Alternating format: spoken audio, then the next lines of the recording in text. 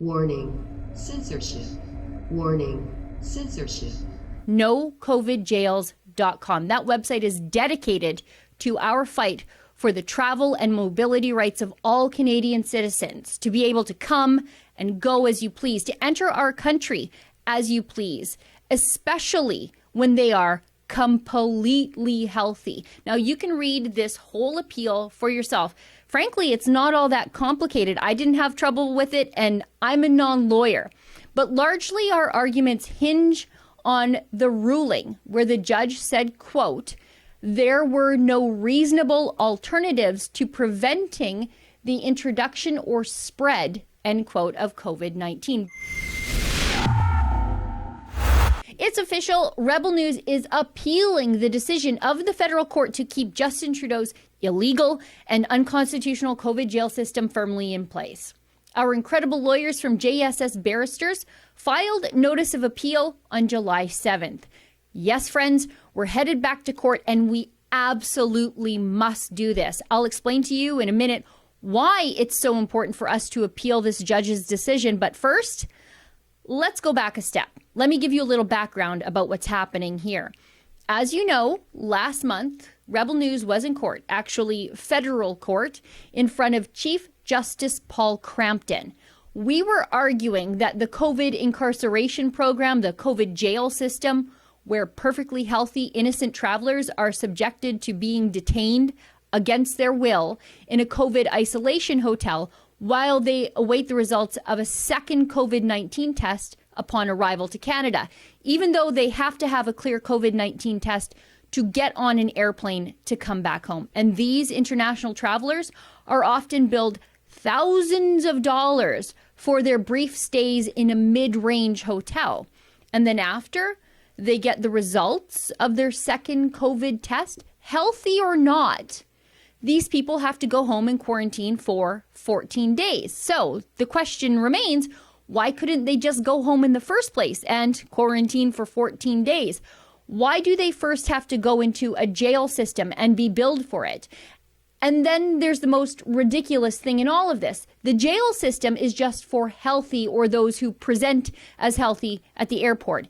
If you show up at the airport after you land in Canada from your international flight and you say, I have a fever, I've got the sniffles, I'm not feeling well, you get to skip the COVID jail system and go straight home to quarantine. You don't have to be incarcerated at the COVID jail. They don't want you there. Now, at Rebel News, we had a journalist who used to work for us, Cian Bexty. We sent him to Florida to cover a story for us there. And when he came home, he was taken into the COVID jail system upon arrival in Calgary. Cian obviously could have just went home in his own vehicle that he had at the airport, where he would have been exposed to nobody except his partner that he lives with. But because he was taken directly into the COVID jail system, he was then exposed to numerous other strangers. And when Cian was released, he still had to go home and quarantine at his own house for 14 days anyway. None of it made sense. Now, our lawyers from JSS Barristers made some very compelling arguments in front of the Chief Justice. But, as you know, judges are political and they don't want to be the one that ruffled feathers and ruled against the liberal establishment. You don't exactly get invited to the fancy parties that way. So on June 18th, Chief Justice Crampton ruled against our application for a judicial review of the COVID jail system. But we are, as I said, officially appealing. Here's our notice of appeal.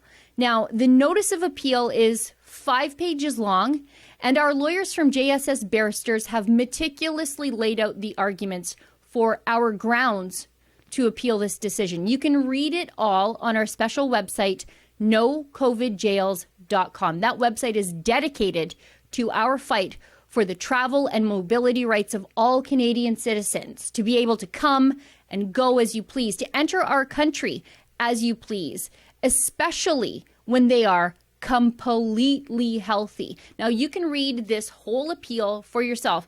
Frankly, it's not all that complicated. I didn't have trouble with it, and I'm a non-lawyer. But largely, our arguments hinge on the ruling where the judge said, quote, there were no reasonable alternatives to preventing the introduction or spread, end quote, of COVID-19, besides detaining international travelers for 3 days in government-authorized accommodations. We think sending people straight home would have clearly been a reasonable alternative. And in the case of our journalist, Cian Bexty, who is, as I said, taken into the sausage maker of the COVID jail system, had he gone straight home, he would have been exposed to fewer people. Now, another one of our key arguments is that the judge said the detention of completely healthy Canadian travelers was not arbitrary.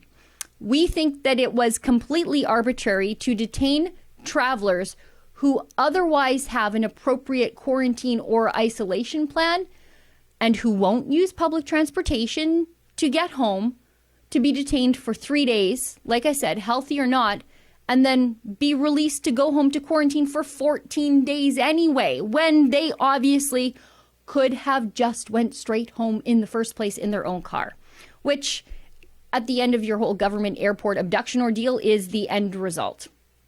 None of it makes sense, clearly. Now, here's the reason why an appeal is just so important and so necessary. The judge's original decision to deny a judicial review of the COVID jail system is now being used to further shoot down other legal challenges to the COVID jail system. This 170-page judgment was cited as a reason that a different judge ruled against the Canadian Constitution Foundation just days ago in their own legal challenge against the COVID jail system. That's why this judgment, as it is, cannot stand. It lays the framework to further infringe on Canadian civil liberties and further denials of challenges to the COVID jail system. It's got to be overturned. Can you help us? Fighting for civil liberties for Canadians, for the rights of perfectly healthy, innocent Canadians to come home, to leave, or to stay within their own country is a protected charter right. It's not supposed to be unreasonably infringed. Challenging this decision in the Court of Appeal is going to cost another $60,000 to $70,000. We've already spent $200,000 fighting this COVID jail system so far. That's over $250,000 just to fight the federal government to try to stop the illegal and arbitrary incarceration of innocent Canadian citizens just trying to come home. But we think it's worth it because what are the civil liberties of 34 plus million Canadians worth these days? If you think it's important to defend civil liberties every single day, but especially during a pandemic when the government is using the excuse of an impending emergency to take your rights away from you without any real recourse, please help us in this fight. You can donate at that website I mentioned earlier, nocovidjails.com. Friends, we're up against the entire federal government, which has unlimited resources to fight us. But we have something they don't have, and that's you.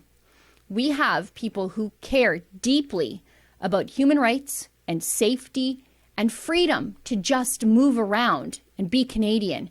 Again, our special website is nocovidjails.com. We have to do everything we can to make sure this decision does not stand, even if it costs in excess of $250,000.